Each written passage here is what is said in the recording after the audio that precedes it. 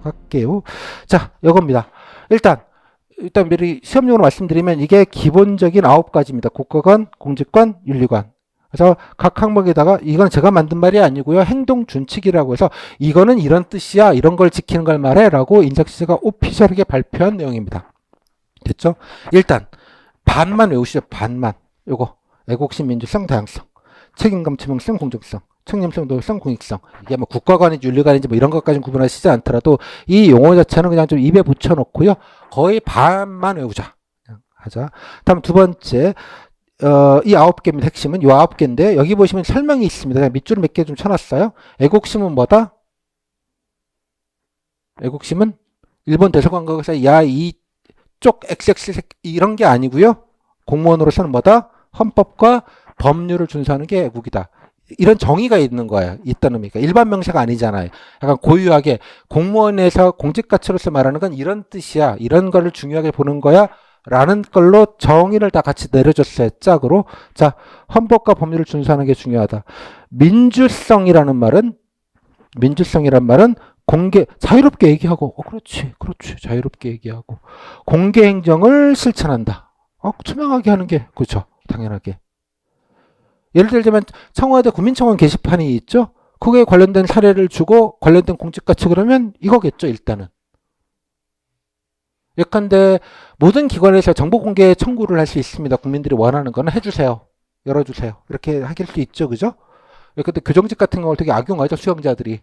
그거를 교도관 연맥이는 용도로 5만 걸 청구해가지고 집에 못 가게 야근시키게 만드는 용도로도 씁니다. 하지만 그래도 해줘야 되는 거예요.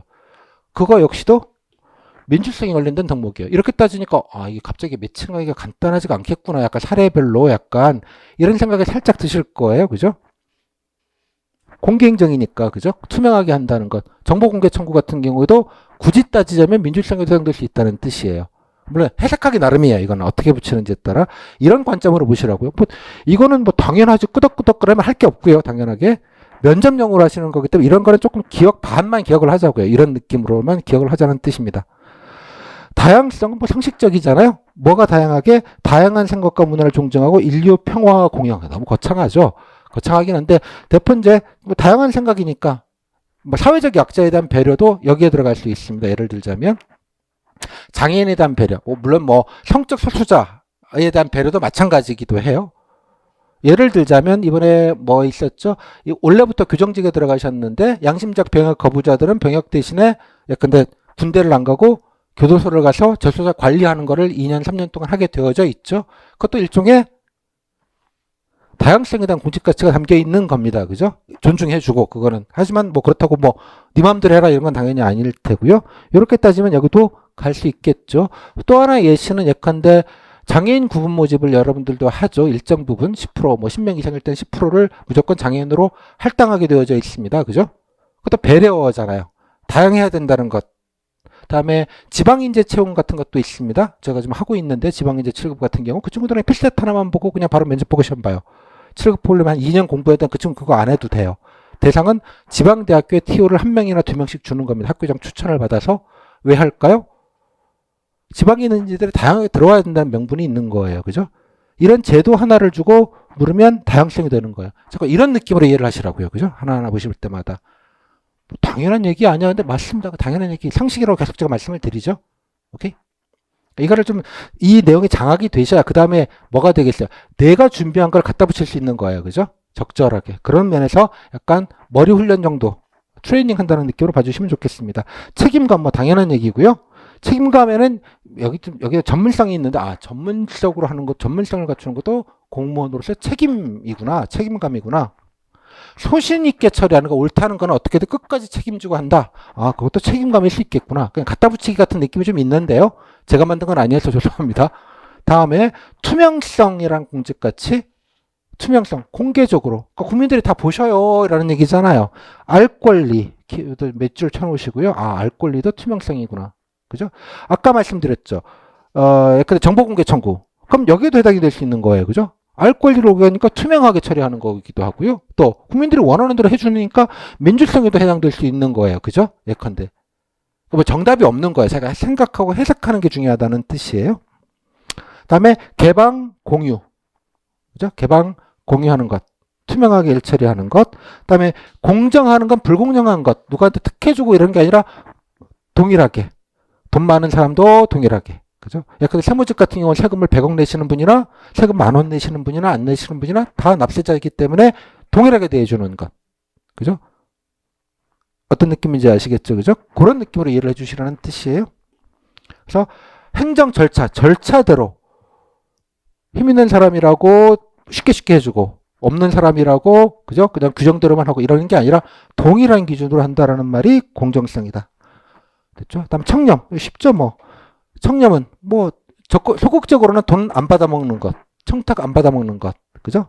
이게 청렴이고 소극적 청렴이고 적극적 청렴은 내가 적극적으로 뭔가 그죠? 예. 내 지위를 이용을 해서 나쁘게 쓰는 게 아니라 좋게 쓰려고 노력하는 모든 행위들. 그럼 적극성이랑 비슷한 거 아닌가? 네, 맞습니다. 그러니까 두부 모짜라에서 안 된다는 얘기예요. 그냥 뭐 이렇게 보면 이거고 저렇게 보면 저런 거예요. 그죠? 여기 보시면 청렴을 해야 국민 신뢰의 기본이다. 청렴은. 그러니까 이런 워딩 같은 것도 여러분들이 나중에 면접 답변하실 때 있잖아요. 되게 있어 보이잖아요.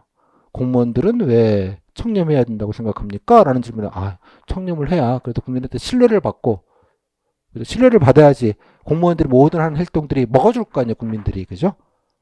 행정학에서는 보통 수용성 이런 표현을 쓰죠.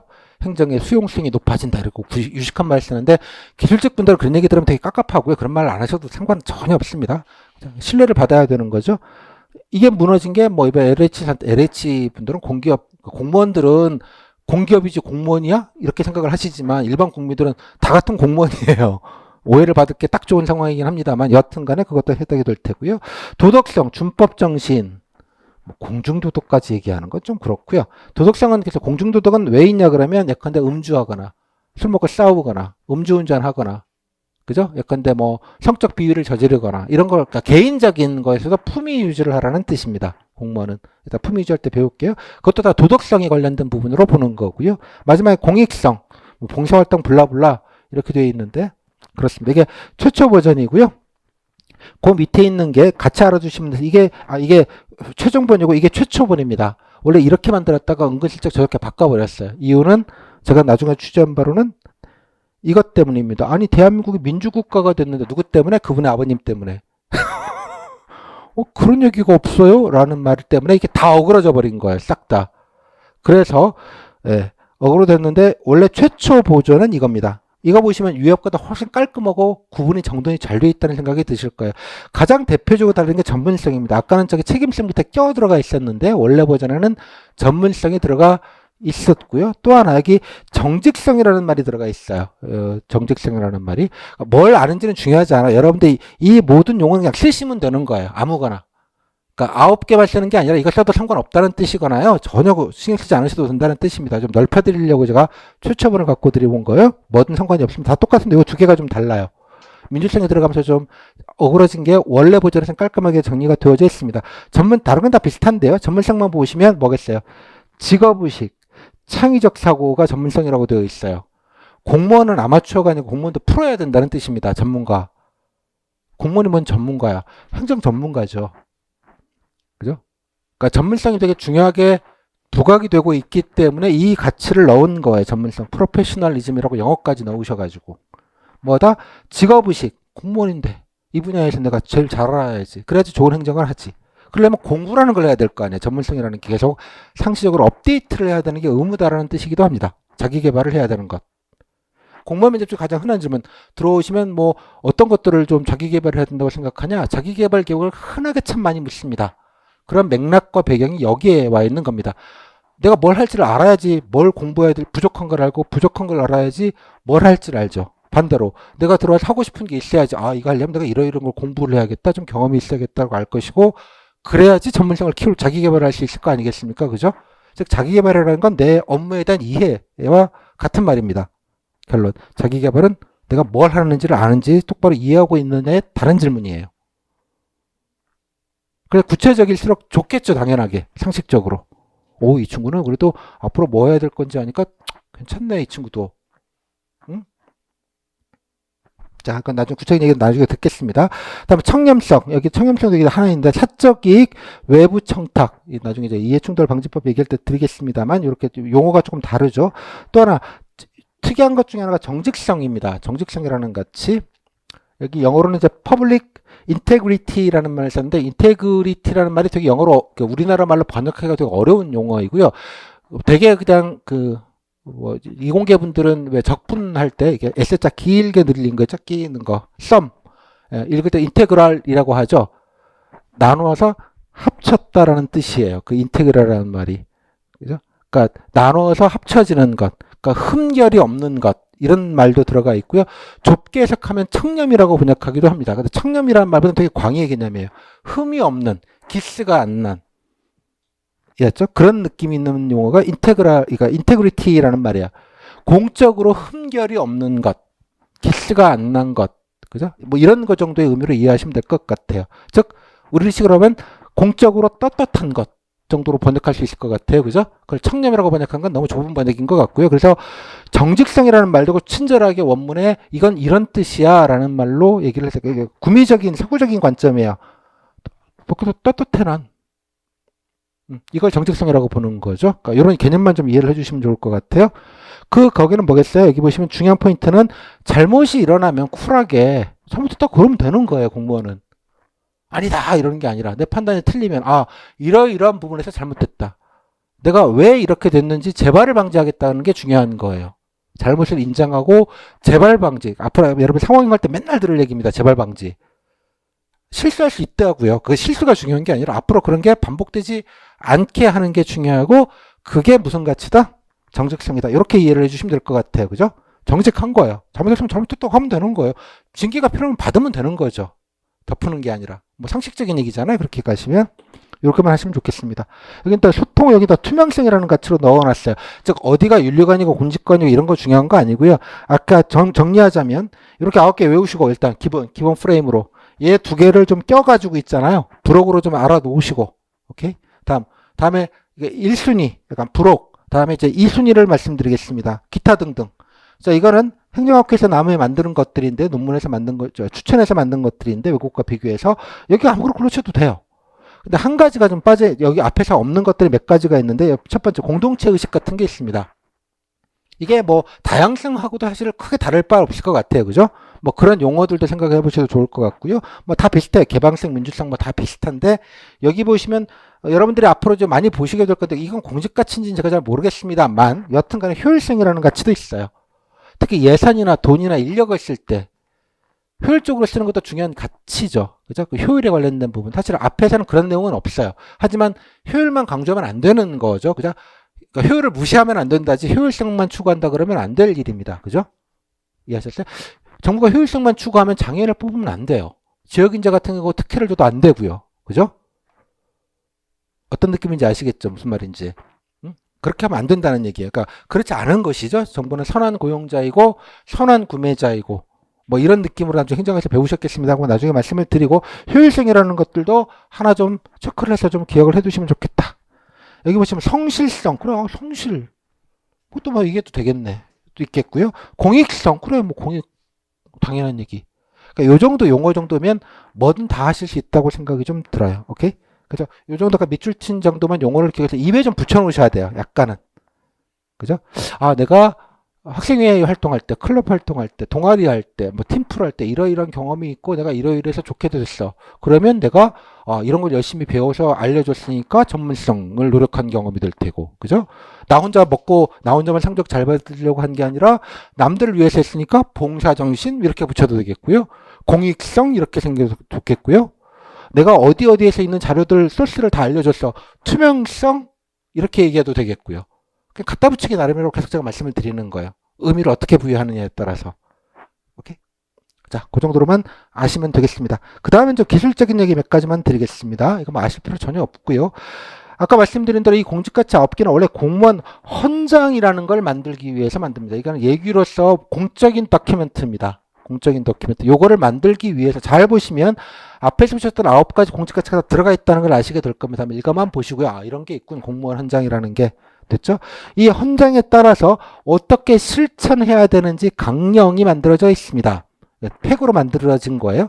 이거를 만들기 위해서 조사를 한 거죠. 어떤 내용을 넣어야 될지를 조사를 해서 여러 가지 설문조사, 외국 사례 스터디하고 논문 쓰고 위탁하고 해서 만들어진 게 9개고요. 그거를 가지고 구체적인 액션 이렇게 해야 된다는 얘기를 쓴 게 실천 강령이라는 겁니다. 뭐 이것까지 아실 거 전혀 없고 한번 읽어만 보시고 이런 거구나. 이거를 왜 만들었냐? 뭐 재정목 좀 말씀을 좀 드렸어요. 여기 세월호 얘기는 제가 뭐 넣을 게 아니어서 공식적인 정부의 말표만 말을 했습니다. 지난 정부 때. 원래는 이것 전에 공무원의 행동이나 이런 지침들, 그러니까 신조에 관련된, 이거 예전에 신조라는 말을 썼죠. 신조. 가치라는 말보다 이게 옛날 쌍팔년도 용어잖아요. 예, 약간 일제 잔재 삘이 좀 나는 용어죠. 이게 있었어요. 이거를 정부와 공무원이 지켜야 될 도덕적인 어떤 비전, 가치, 뭐 이런 것들을 한 유일한 문서가 이거 하나밖에 없었어요. 근데 이거 읽어보시면 참 삘이 이상하죠. 군대 같죠, 이거. 국가에는 헌실과 충성을 이거 했던 거예요. 만든 날짜를 보시면 1980년 12월 29일입니다. 역사를 좀 아시는 분들은 이날이 무슨 날이 있었는지 그죠? 예, 전 모씨께서 생각이 나시죠? 예, 그때 쿠데타 했던데 얼마 안 됐습니다. 정부를 장악하고 나서 12.12 이후에 정부를 장악하고 나서 뭐부터 잡았을까요? 쿠데타로 집권을 하면 일단 공무원부터 때려잡는 겁니다. 그러다 숙정이라고 했어요. 그때는 숙청이라는 말에서 숙정 사업을 했어요. 즉 말 안 되는 친구들 다 공무원도 옷 뺏겨버리고 줄 세우고 영권급 잡개들 다 어디 주요 장관 자리에 다 꽂아놓고 이런 걸 했습니다. 그러면서 대외적으로는 공무원들이 부패하니 기강을 바로잡아야 되기 위해서 우리가 한다라는 식으로 포장을 했고 그래서 만든 게 얘입니다. 근데 이게 아무도 기억하지 않아요. 물론 가끔 경북이나 대구 지역에서는 옛날 면접위원들 오셔가지고 공무원 신조하면 얘기해보라고 옛날 쌍팔년도 했던 면접질문을 아직도 합니다. 심지어. 경악스러운 일이긴 한데요. 이거 법적 문서기는 해요. 아직도 남아있는 폐지를 안 했으니까. 여하튼 간에 이거를 대체하기 위해서 만든 겁니다. 형식적으로는. 이제 업데이트를 해야 된다. 이거 냅둘 일은 아니다. 라는 취지로 만들었다 정도만 아시면 되겠습니다. 재밌죠? 이런 것들도 다 역사가 다 사실 담겨있는 얘기들이기도 해요. 그래서 저는 민주시장을 볼 때마다 최모 씨가 계속 떠올라요. 아, 그분의 그림자가. 그죠?